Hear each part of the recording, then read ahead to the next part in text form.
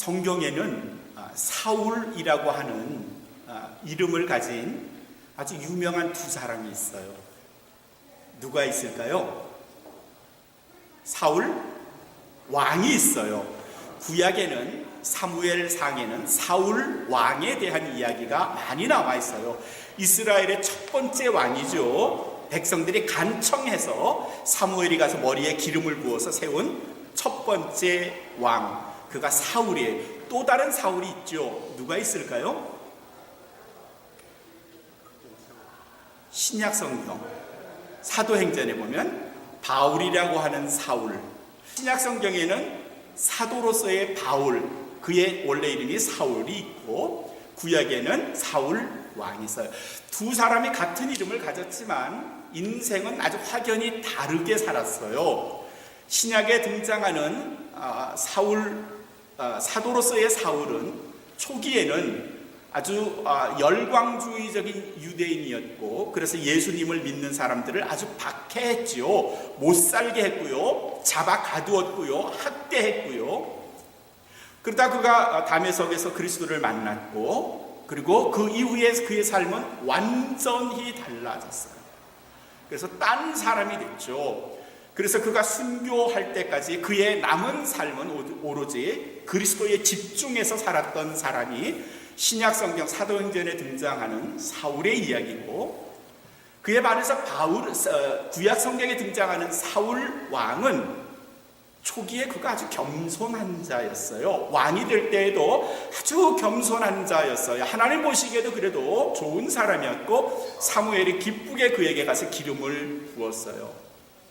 그런데 그가 왕이 되고 나서 점점 후반기 갈수록 사도 바울이었던 그 사도 사울과는 전혀 다르게 점점 하나님으로부터 멀어지는 인생을 살았어요. 그 사울 왕에 관한 말씀이 오늘 우리가 읽은 겁니다. 말씀드린 대로 사울 왕은 초기에는 아주 겸손했어요. 하나님 보시기에도 좋았고요. 그래서 사무엘이 기쁘게 달려가서 그에게 기름을 부어서 왕이 됐죠. 2년 동안은 참 정성스럽게 예배드렸고, 하나님과 가까웠고, 하나님의 말씀이 사무엘 선지자를 통해서 왕에게 전달될 때마다 늘 그 말씀대로 순종하며 살았던 사람이었어요. 아마 어느 날 밤이었을 거예요. 사울이 잠을 그렇게 자려고 하는데 자기가 지금까지 왕이 되고 나서 한 2년 동안 있었던 일들을 쭉 생각해 보니까, 이거 뭐 전쟁에 나가면 이죠. 싸우기만 하면 이죠. 조금 했던 영토가 점점 넓어져. 적국이 옛날에 사울 그러면 야, 그 사람이 누구야? 이랬던 주변에 있는 다른 나라들이 이제는 사울 왕 그러면 다들 겁을 먹고 도망을 가. 야, 내가 2년 동안에 꽤 컸네. 이쯤 생각을 하게 됐어요. 야, 이제 내가 어디로 가도 전쟁에서 질 것 같지는 않네. 이길 거야. 내 영토는 점점 넓어지고 내 이름은 점점 높아져 가고. 그 즈음에 이 사울 왕의 인생에 아주 한 사람, 특별한 한 사람이 등장했죠. 그의 누군가 하면 조그만 소년이었는데 그가 다윗이었어요. 그가 블레셋 전쟁에 나가서 대승을 하고 골리앗 장군을 이기고 그의 이름이 점점 뜨게 되면서 사울 왕에게 근심거리가 생겼어요. 자기 딸 미가를 줘서 사위로 삼기는 했지만 그의 이름이 점점 높아지는 것을 견딜 수가 없어서 견제하기 시작했고요. 마침내 내 사위 다윗을 죽여야 되겠다고 생각을 했고요. 이제까지 하나님의 말씀대로 이방 민족들과 전쟁을 벌였던 사울 왕이 그거 다 집어치우고 이제 단 한 사람을 죽이기 위해서 그의 전력, 정치적인 힘, 군사적인 모든 힘을 다해서 다윗 죽이는 일에만 전념했어요. 그러다 보니 국가가 점점 기울어지기 시작했어요. 주변에 있던 사무엘이 아비아달이라고 하는 제사장이 하나님의 말씀으로 사울 왕에게 바르게 살 것을, 하나님께로 돌아올 것을 요청했지만 사울은 이마에 귀가 닫혔어요. 점점 멀어졌고요. 심지어는 그가 제사장의 역할까지 해 버렸어요. 어찌 보면 돌아오지 못할 길을 가 버린 겁니다. 하나님께서도 결국은 손을 털지 않았나 싶어요. 구제불능 사울. 오늘 우리가 읽었던 사무엘상 28장은 그럴 즈음에 사무엘 왕이 이제는 아예 하나님과 절연하고 하나님과 관계없이 살았던 인생의 한 정점에서 있었던 일입니다. 물론 그때에도 형식적으로는 제사를 드렸죠. 형식적으로 선지자들의 말을 듣는 척 하긴 했었죠. 그러나 내용을 들여다보면 전혀 하나님과는 상관없이 삽니다. 28장은 이렇게 시작이 됩니다. 블레셋 군대가 대규모의 군인을 모집해서 사울 왕에게 도전장을 내밀고 싸우러 온다는 소식을 들었어요. 겁이 났죠. 블레셋.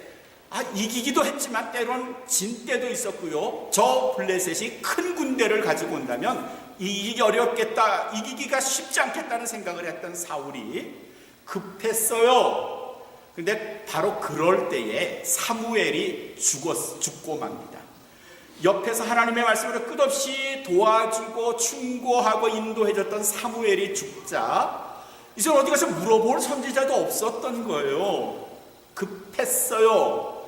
그래서 그가 하나님께 물었습니다. 하나님, 블레셋 군대가 우리를 치러 오는데 어떻게 하면 좋지, 하나님? 그런데 28장 5절의 말씀엔 하나님께서 사울 왕에게 꿈으로도 우림으로도 선지자로도 말씀하지 않으셨어요. 그에게 가르쳐주지 않으셨어요. 하나님이 침묵하시는 거죠. 사울 왕이 위급해서 SOS를 보냈는데 하나님 도와주세요 했는데 하나님이 등을 돌리신 겁니다. 사울 왕이 얼마나 급했던지 자기 부하 2명을 데리고 엔돌이라고 하는 지역에 아주 유명한 무당이 있다는 소리를 들었어요.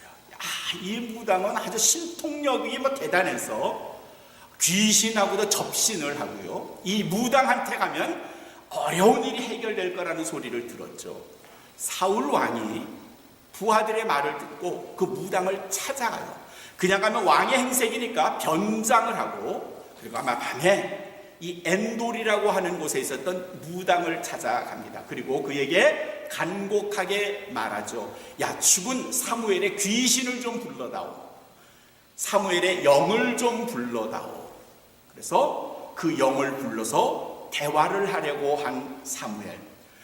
오늘 우리가 읽었던 16절은 바로 사무엘이 죽은 후에 영으로 나타나서 사울 왕과 대화하는 내용이에요. 사무엘이 영으로 나타나서 사울 왕과 대화를 하는 16절에 사무엘이 느닷없이 이 사울 왕에게 되묻습니다. 여호와께서 너 사울을 떠나 내 대적이 되셨거늘 내가 어찌하여 나에게 묻느냐 그랬어요. 죽은 사무엘의 영이 사울 왕에게 나타나서 한 말이에요. 사울이 다급해서 물었죠. 전쟁이 오는데 블레셋이 대군을 몰고 오는데 어떻게 하면 좋죠? 어떻게 하면 좋을까요, 사무엘이요? 그랬더니 사무엘이 하는 말이 야, 하나님이 너를 떠났어. 내 대적이 됐어. 내 원수가 되어버리셨는데 그걸 나한테 물으면 어떡하니? 그러신 거예요. 정확하게 한번 생각해 볼까요? 하나님이 사울 왕을 떠나신 게 맞아요? 사울 왕이 하나님을 떠나신 게 맞아요? 예? 사울 왕이 하나님을 떠난 게 맞죠. 하나님은 우리를 사랑하셔서 좀처럼 안 떠나세요. 기회를 주세요. 첫 기회도 주시고 두 번째 기회도 주실걸요. 세 번째 기회도 당연히 주실걸요. 하나님의 근데 인내가 계속 있는데도 도저히 돌아오지 않으면 결국 하나님이 떠나시는 게 아니라 그가 하나님으로부터 되돌아올 수 없는 먼 길로 떠나갔기 때문에 그걸 사무엘은 하나님이 여호와께서 너를 떠나 그랬어요. 사울 왕이 떠나는 거죠. 그래서 사울 왕이 하나님과 상관없이 사는 거예요. 그 하나님께서 너한테 도대체 무슨 말씀을 해줄 수 있겠니? 라고 되물으신 거예요. 그리고 이어지는 18절에서 왜 하나님이 사울을 떠날 수밖에 없었는가에 대한 두 가지 이유를 주시죠. 너 사울이 여호와의 입술을 순종하지 아니하고, 18절의 말씀의 첫 번째가 여호와의 말씀에, 여호와의 입술에 순종하지 않았다 하는 말은 하나님의 말씀에 전혀 귀를 기울이지 않았고 마음에 담지 않았고 하나님의 뜻과는 상관없이 살지 않았니? 그러니 하나님이 너를 떠나실 수밖에. 두 번째 이유가 그 다음에 있어요. 그의 진노로, 그의 진노가 누군가 하면 하나님의 진노예요. 하나님의 진노를 아말렉에게 쏟아 부으라고 했는데 넌 그 말도 안 들었잖아. 이 말이 뭔가 하면요, 요 앞장에 15장에, 사무엘상 15장에 보면 하나님께서 아말렉하고 전쟁을 하는 이스라엘을 통해서 이렇게 말씀하셨어요. 야 사울왕, 너 아말렉하고 전쟁하면 이길 거야. 분명히 이기는데 그때 이기면 아각 왕도 죽이고 부하들도 죽이고 그들이 가지고 있던 모든 소유, 말과 소, 양, 모든 동물을 남김없이 죽여. 하나도 남기지 마. 그렇게 명령하셨어요. 사울왕이 그렇게 할게요. 전쟁을 벌였죠. 대승을 거뒀어요. 근데 왕도 살려뒀고 쓸만한 짐승들도 안 죽였어요. 사무엘이 찾아갔어요. 아, 왕이시여, 하나님께서 하라는 대로 다 했습니까? 다 했죠. 다 하고 말고요. 근데 그때 마침 짐승의 울음소리가 사무엘에게 들렸어요. 왕이시여, 저게 무슨 소리입니까? 아니 저게 지금 무슨 소리예요? 짐승 죽이라 그랬잖아요. 그랬더니 사울왕이 아주 궁핍한 핑계를 대죠. 저건 하나님께 제사를 드리려고 남겨둔 거지요. 그때 사무엘이 뭐라 그랬어요? 하나님은 제사를 좋아하세요? 순종을 좋아하세요? 순종을 좋아하신다. 하나님은 제사보다도 순종을 좋아하시는데 당신은 하나님을 핑계로 제사 드린다고 남겨뒀으니 그 말은 당신은 하나님의 말씀을 불순종한 거고요. 18절에 있는 그의 진노를 아말렉에게 쏟아 부으라고 하셨는데 당신 그 말 안 들었잖아요. 그러니 하나님이 떠나실 수밖에. 하나님께서 사울왕을 떠나실 수밖에 없었던 두 가지 이유를 이렇게 설명을 한 이후에 하나님이 사울에게 하실 두 가지 일, 예언이겠죠. 앞으로 되어질 두 가지 일을 말씀해 주세요. 17절에 있는 첫 번째, 나라를 사울에게서 빼앗아서 다윗에게 주실 거야.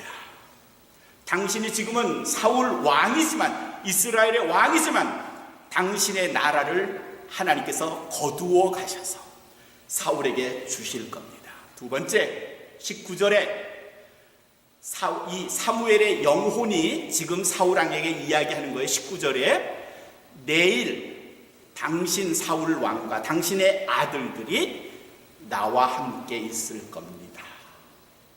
나와 함께 있는다는 말이 뭐죠? 죽는다는 말이에요. 지금 사무엘은 귀신이에요. 영으로 왔어요. 죽은 사람이에요. 그 사무엘이 사울 왕에게 당신과 당신의 아들들은 내일 나와 함께 있게 될 걸요.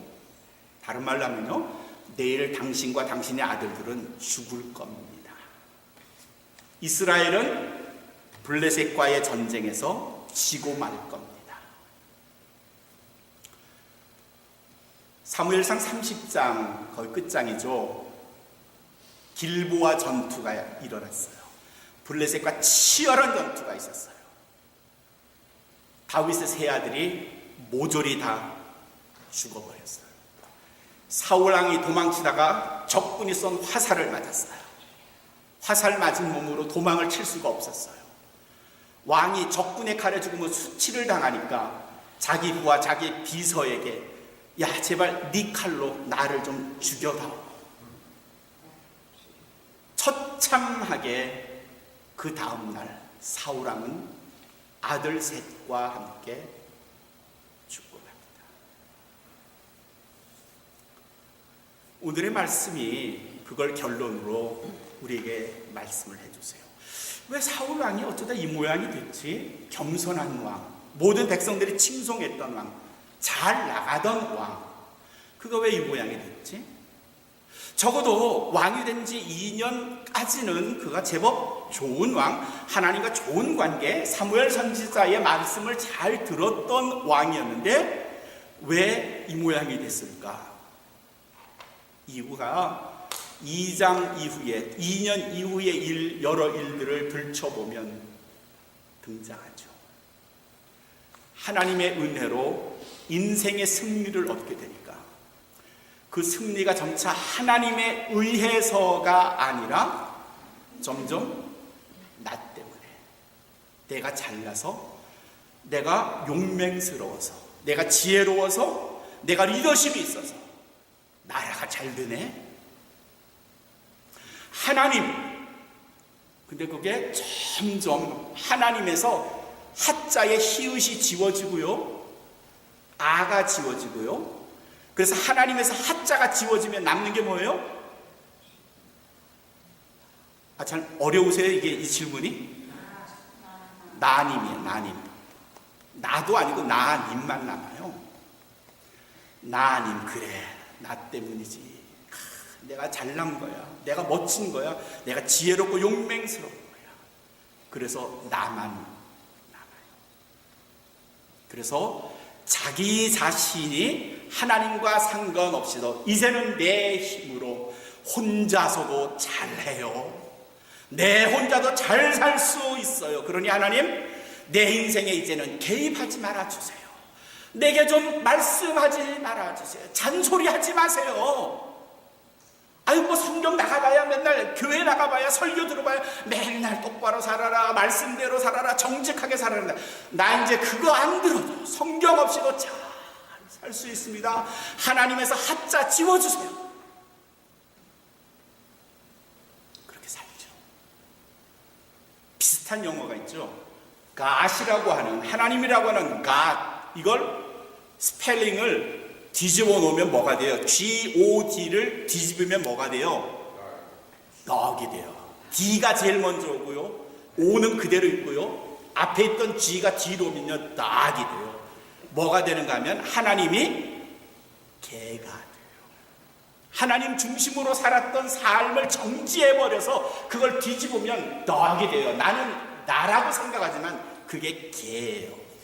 잠언 26장 11절에 이렇게 하나님 중심으로 살았던 사람이 개가 되면 어떤 일이 벌어지는지를 잠언 26장 11절에서는 이렇게 말해요.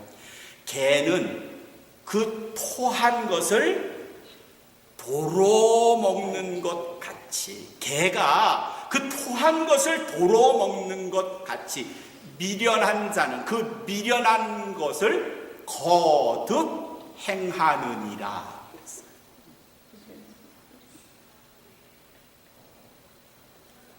개가 그 토한 것을 도로 먹는 것 같이 미련한 자는 그 미련한 것을 거듭 행한다. 하나님 중심으로 살았던 사람이 개가 돼서 그러면 어떤 일이 벌어지는가 하면 자기가 토한 걸 또다시 먹고 그게 멍청하고 미련한 짓인지도 모른다는 거죠. 과거에 했던 잘못을 거듭 잘못하면서 사는 거죠. 자기가 지금 어디로 가고 있는 줄도 모르고 사는 거죠. 자기가 지금 무슨 말 하는 건지도 모르고 사는 거죠. 하나님에서 하자를 지워서 나님으로 사는 거예요. 사울 왕은 하나님 중심으로 살 때에 굳건한 왕, 나라도 건실했고 하나님 보시기에 인정받을 만한 했지만 어느 사이에 하나님에서 하자를 지워버렸고요, God 하나님에서 DOG 도구로 변신했을 때 자기가 무슨 짓을 하는지도, 자기가 하나님으로부터 얼마나 멀리 떠나왔는지도 모른 채 살다가 결국 그의 인생은 아주 비극적인 참담함으로 그의 인생이 마감됩니다. 누가복음 15장에 우리가 잘 아는 탕자의 비유가 있어요. 이 탕자가 불쌍하긴 했지만 제법 괜찮은 똑똑한 친구예요. 잘못된 걸 알았고요. 그리고 얼른 돌이켜서 아버지 집에 가야 산다는 걸 안 거예요. 돌아간 거예요. 창세기 19장에는 유황과 불로 엉망진창이 됐던 소돔성을 떠났던 롯의 가족 이야기가 등장해요. 하나님께서 절대 Don't turn your head back 그렇게 말씀하셨어요. 네 고개를 얼굴을 뒤돌아보지 말아라 그랬는데 롯의 아내는 두고 온 자기의 진주 목걸이, 다이아몬드 반지, 백금 반지, 그 폐물 두고 온 걸 보고 내 옷 입고 아쉬워서 그만 자기가 살았던 자기의 집을 되돌아보는 순간에 뭐가 됐다? 참기름병? 네? 소금이 됐다 그랬어요. 돌아보지 말아야 해요. 자기가 지금 어디로 가고 있는지에 대해서 정확하게 인식을 해야 돼요. 그렇지 못하면 결국 되돌아보게 되고요. 가는 길을 잊어버리게 되고요. 그러다 보면 하나님으로부터 멀리 떨어지고요. 하나님이 나님이 되고요. 가시 덕이 되어버립니다. 저는 오늘 아침에 일어나서 필릭스 맨델스존이라고 하는 독일의 유명한 작곡가가 작곡을 했던 교향곡 5번을 들었어요. 그 교향곡 5번은 일명 그 부제가 있는데 리포메이션이에요. 리포메이션, 종교개혁이에요.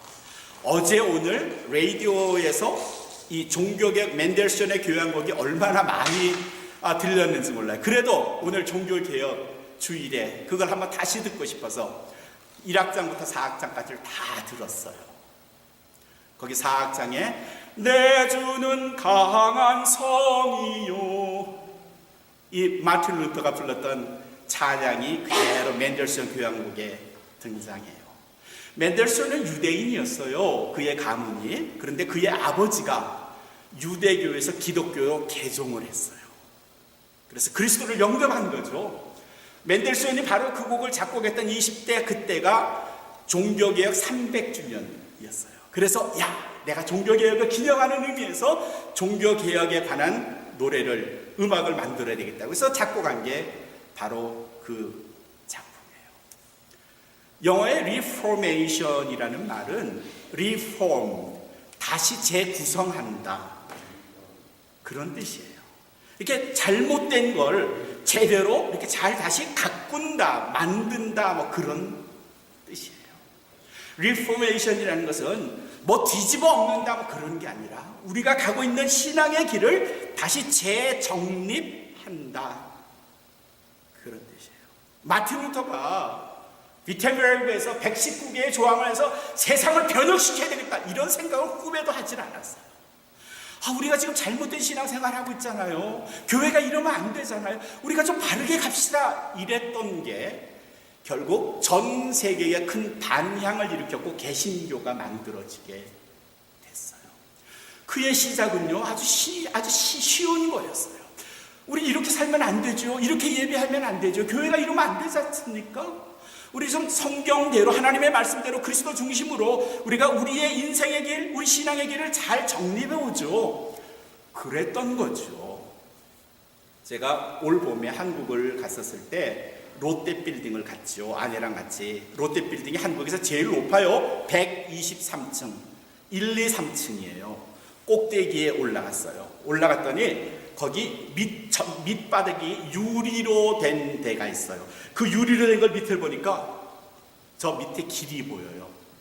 123층에서 1층까지가 그냥 보이는 거예요. 그 사람들이 거기 발을 들여다놓기가 무서웠어요. 아내가 여보 들어가보자. 못 들어가요. 겁이 나요. 그래서 제가 어떻게 했는지 아세요? 그 123층 유리 바닥에 그냥 들어 놓았어요.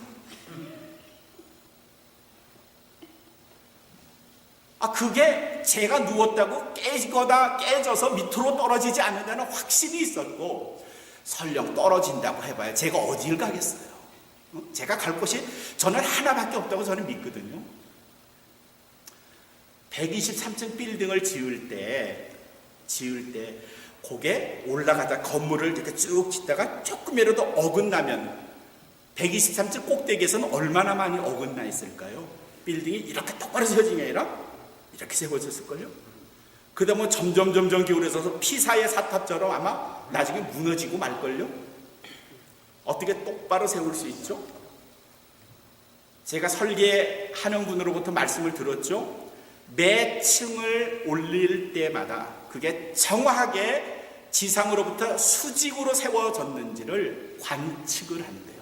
옛날에 뭐 측량기계 이런 거 가지고 했는데 요새는 아주 특별한 GNSS 시스템이래요. GNSS가 뭐냐면 Global Navigation Satellite System이라는 말이에요. 그게 뭔가 하면 건축을 할 때 인공위성 4개를 통해서 이 건물이 수직으로 정확하게 세워져 있는지를 인공위성의 도움으로 정확하게 측량을 해서 관측을 해서 세워져 올라간다. 그게 몇 층을 올릴 때마다 그렇대요. 다 지어서 측량하는 게 아니고요. 기초부터 제대로 올라가는가 확인합니다. 우리 신앙에 매일을 걸을 때, 매일 일상을 살 때, 매주일 예배를 볼 때 내가 하나님을 향해서 정확하게 올라가고 있는가를 우리 이 GNSS 시스템이 아니더라도 성경 말씀을 통해서 내가 하나님과 바른 관계를 가지고 있는가, 하나님을 나님으로 섬기는 게 아닌가, 갓을 도구로 해서 내가 인생을 사는 게 아닌가, 자기 자신을 들여다봐야 되잖아요. 리포메이션이라는 게 종교개혁이라는 게 다른 게 아니고요, 내가 지금 하나님과의 관계에서 제대로 살고 있는가, 말씀의 입각에서 살고 있는가, 예수 그리스도를 바라보며 살고 있는가, 그런 뜻이죠. 그리고 저는 사울 왕이 처음부터 하나님을 아주 배반하고 한 것은 아니라고 생각을 해요. 그가 어느 때까지나 하나님을 잘 믿었어요. 그러나 그가 점점 하나님을 또 궤도 이탈해서 떠났을 때 그는 더 이상 궤도 이탈에 대한 수정을 하지 않았어요. 그러니 더 어긋날 수 없게. 그때 그가 하나님의 말씀으로 자기의 궤도 신앙의 흔적을 확인해서 제 모습으로 돌아왔다면 이런 끔찍한 일을 안 당했을 거예요. 우리의 신앙은 어떨까요? 하나님을 제대로 바라보고 삽니까? 오늘 주일을 위해서 기도해 보셨나요? 간절한 마음으로 예배를 사모해 보십니까? 정말 내가 하나님의 은혜로 살고 있다는 그 한 가지만으로도 늘 기쁘고 감사하게 살고 있습니까? 우리 자신의, 나 개인의 리포메이션, 재구성, 신앙의 재구성, 그 리포메이션을 생각하는 주일이 오늘이죠. 그건 1년에 한 번, 오늘 10월 마지막 주일뿐만 아니라 우리 인생 매 순간마다 123층이 1층을 건설하면 또 제대로 세워졌는가, 10층을 세우고 나고 또 제대로 세우는가를 관측해서 수정하고 그래서 제대로 세워야 하는 것처럼 우리 매 인생의 순간에서도 하나님의 말씀으로 나를 비춰서 내가 세상을 정직하게 사는가, 정말 예배를 사모하는가, 정말 하나님을 두려워하는가, 그리스도 앞에서 나는 정직하게 세상을 사는가를 늘 들여다보고 살아야 하는 것. 그게 리포메이션, 종교개혁을 만난 우리들이 가져야 할 마음인 줄로 믿습니다. 사랑하는 성도 여러분, 매일매일 하나님의 말씀으로 나 자신을 관측해서 하나님 기뻐하시는 사람, 주님께서 정말 원하시는 사람, 인생을 가장 가치 있게 사는 이 시대의 그리스도인 되시길 주님으로 축원합니다.